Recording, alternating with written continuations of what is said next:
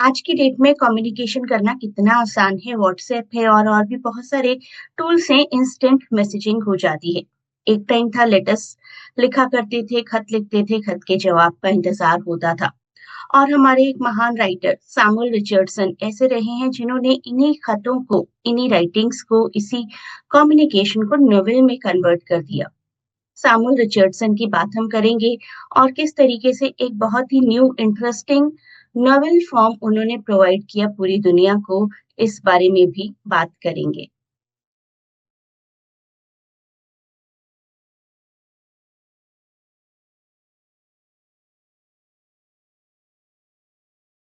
Punjab lecturer exam के लिए आप लोग ये टेलीग्राम ग्रुप ज्वाइन कर लीजिए, जहां पर मैं आपको इम्पोर्टेंट इंफॉर्मेशन रेगुलरली प्रोवाइड करती रहूंगी। ऑगस्टन एज के ये सभी राइटर्स हम कवर करेंगे। पोप जी को हम ऑलरेडी कवर कर चुके हैं वीडियो फॉर्म में, मैं प्लेलिस्ट में ऐड कर चुकी हूँ। साथ ही साथ आप लोग ये टेलीग्राम चैनल भी ज्वाइन कर लीजिए, जहां पर मैं आपको इम्पोर्टेंट इन्फॉर्मेशन प्रोवाइड करती रहूंगी। जोनाथन स्विफ्ट आज कवर करने वाले हैं। इसके बाद हम करेंगे Joseph Addison, Samuel Richardson, Henry fielding and many more other writers under other categories. Samuel Richardson birth और डेथ ईयर याद रखिए 1689 1761 लंदन में इनकी डेथ हुई थी। Other than being a novelist he was a printer and publisher too. ये भी आप याद रखेंगे, प्रोफेशंस आ जाते हैं आपको एग्जाम्स में। फर्स्ट नॉवेल उन्होंने 51 की एज में पब्लिश किया था और एपिस्टलरी यानी कि लेटर फॉर्म की राइटिंग को बहुत ही पॉपुलराइज किया था। बाद के कुछ राइटर्स जैसे जेन ऑस्टन इनसे काफी इंस्पायर थे। अपनी राइटिंग्स में morality, virtue, emotion, psychology, family, society ऐसे इश्यूज को इंक्लूड किया करते थे। अगर इनका मेजर कंट्रीब्यूशन देखा जाए तो he was the founder of modern English novel, Pioneer थे एपिस्टलरी नॉवेल फॉर्म के, मास्टर थे साइकोलॉजिकल रियलिज्म के, सेंटिमेंटल नॉवेल्स लिखा करते थे और काफी फीमेल प्रोटैगनिस्ट्स भी इनके वर्क्स में हमें नजर आते थे। जैसे कि मैंने बताया 18th 19th सेंचुरी के काफी नॉवेलिस्ट्स को इन्होंने इंस्पायर किया था, उनमें से जेन ऑस्टन मेन थी। ये तीन मेजर वर्क्स हैं इनके, Pamela, Clarissa and the history of sir Charles Grandison, one of the greatest English novelists of 18th century. I'll again say about him. Pamela the first major English novel, epistolary novel की शुरुआत भी इन्होंने यहीं से की थी। This is the one which made Richardson very popular और sentimental novels की और एपिस्टलरी नॉवेल्स की ट्रेडिशन की शुरुआत हुई थी। पेमेला एंड्रूस हैं, एक वर्चुअस सर्वेंट हैं एंड उनके जो मास्टर हैं मिस्टर बी उनका फायदा उठाना चाहते हैं। उनकी ऑनेस्टी, पमेला की ऑनेस्टी मिस्टर बी को रिफॉर्म कर देती हैं एंड ही इवेंचुअली मैरिज हर। अब बात करते हैं क्लैरिसा की। 1748 का ये वर्क है, 47 से 48 तक पब्लिश हुआ था सीरियलाइज्ड फॉर्म में। सबसे पहले एपिस्टलरी है, ट्रेजिक है।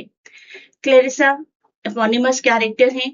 She is forced into marriage and deceived by Robert Lovelace, लेकिन मोरालिटी अपनी स्ट्रांग बनाकर रखती हैं अपनी डेथ तक।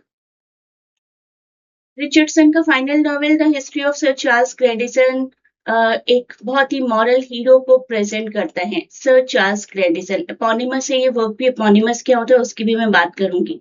काफी kind, honest, generous and respectful work है ये टुवर्ड्स विमेन। अब देखते हैं एपोनिमस नॉवेल क्या होता है। एपोनिमस नॉवेल वो नॉवेल होता है जिसमें कैरेक्टर का नाम ही टाइटल में है, जैसे Oliver Twist, madame Bovary, great Gatsby, Harry Potter, Percy Jackson and many more. आप में से किसी को कोई भी एपोनिमस नॉवेल या एपोनिमस मूवी अगर याद आ रही है तो मुझे कमेंट्स में बताइए। एक मूवी मुझे भी अभी याद आ रही है, मुन्ना भाई एमबीबीएस। तो मुन्ना भाई नाम के कैरेक्टर हैं और उसी नाम से मूवी है, तो हो गई एपोनिमस मूवी। आप में से जिसको जो कुछ भी याद आता है मुझे कमेंट्स में बताइएगा। तो रिचर्डसन जी के बारे में कुछ और बातें जानते हैं। पैमेला के साथ ये काफी पॉपुलर हो गए थे। पैमेला और वर्च्यू रिवॉर्डेड नाम याद रखना है आपको। सबटाइटल भी आ जाते हैं आपके कई बार एग्जाम्स में।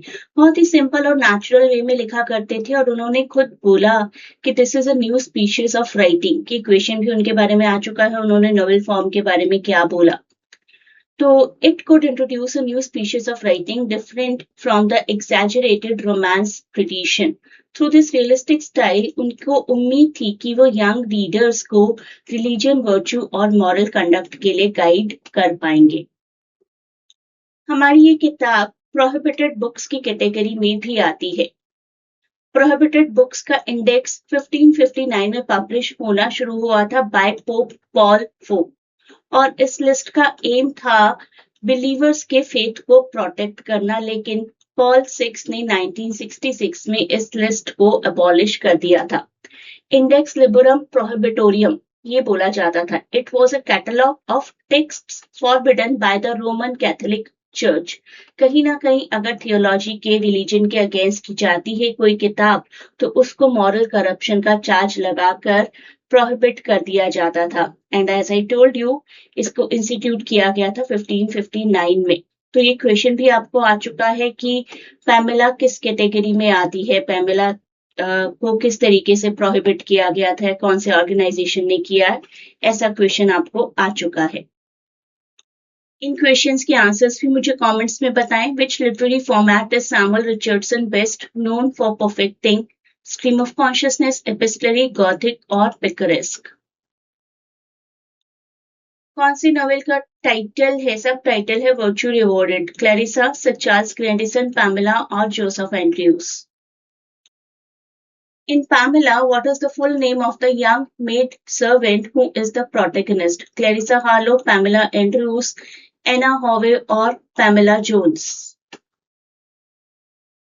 देखिए क्वेश्चन, देखिए अब आप इन सबको भी आंसर कर पाएंगे. आपके इसी पंजाब एग्जाम से ही क्वेश्चंस पिक की है मैंने. Pamela by Samuel Richardson earned a place on Vatican's index of prohibited books. अब आप आंसर कर सकते हैं. Samuel Richardson called the novelist form a new species of writing. Richardson's Pamela was written in the style of epistolary writings. देखिए इसे match भी कर पाएंगे. मैच करिए और मुझे बताइए, जिसने ये मैच किया है, किसी का क्वेश्चन पेपर पिक किया है मैंने, क्या ये मैच सही है? आप अपना मैच भी बता सकते हैं मुझे. फॉर एग्जाम्पल आप कमेंट में लिख सकते हैं 1 के साथ. अगर आपको लगता है कि 1 के साथ ऐसे ऑन क्रिटिसिज्म मैच हो रहा है तो इस तरीके से मुझे आंसर लिखकर कमेंट्स में बताइए. आप सभी लोग ये चैनल जरूर ज्वाइन कीजिए. यहाँ पर मैं आपको टाइम टू टाइम कुछ टिप्स और एग्जाम्स की इंफॉर्मेशन प्रोवाइड करती रहूंगी जो कि आपके काफी काम आएगी. इंग्लिश लिटरेचर के किसी भी कॉम्पिटिटिव एग्जाम के लिए आप लोग क्लासेस चाहते हैं तो you can contact at a link given in description. Good luck for your exams.